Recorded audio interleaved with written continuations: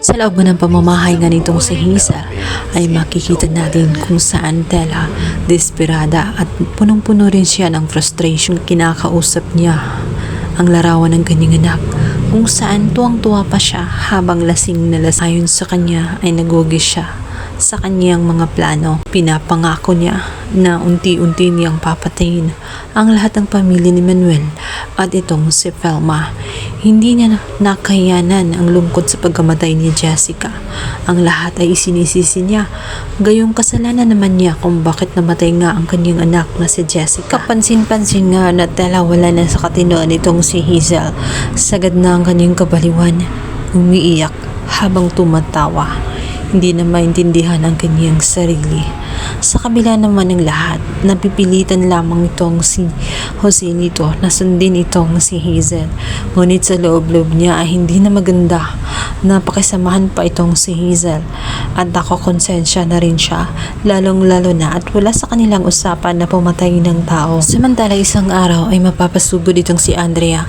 Sa pangalawang pagkakataon, pinuntahan niya ng buong tapang ang bahay ni Hazel at kinakalabog niya ang pinto na napakalakas dahil gusto niya makausap si Hazel.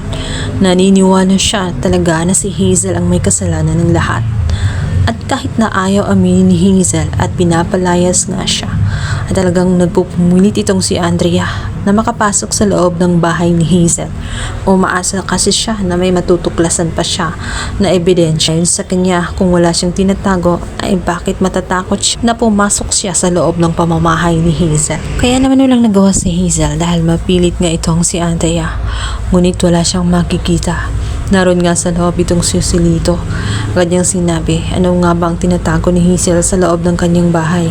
Naroon ba ang lalaking nakita sa larawan na ipinasa nga ni Joel kung saan yun ang kanyang kasama? Hindi nga naman talaga siya nagkamali. Subalit nangangatog sa takot itong si Joselito.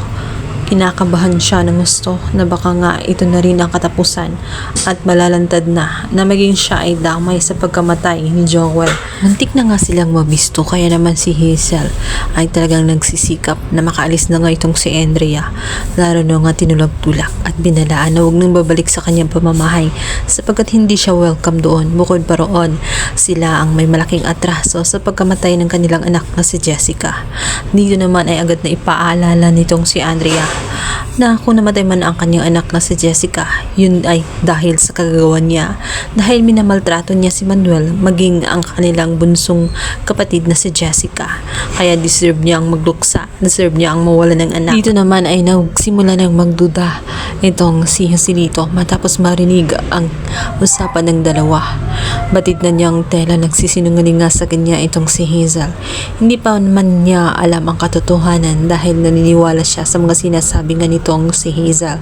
Ngunit hindi siya titigil hanggat hindi malantad ang totoo kung sino nga ba ang nagsasabi ng katotohanan, si Hazel ba o ang pamilya ni Manuel. Sa kabilang banda, pinuntahan naman ni Andrea itong si Alice. Nakakatiyak siya na may kinalaman itong si Alice kahit hindi siya magsalita. Ramdam niya na may tinatago si Alice. Subalit, batid din niyang takot siya sa kanyang best friend na itong si Hazel.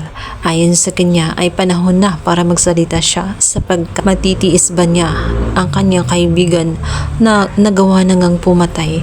Kukonsintihin pa rin ba niya ito kahit alam niyang hindi na tama ang pinagagawa nito sa ibang tao? Inilog man ang mga mata nitong si Alice matapos nga marinig ang mensahe ni Andrea.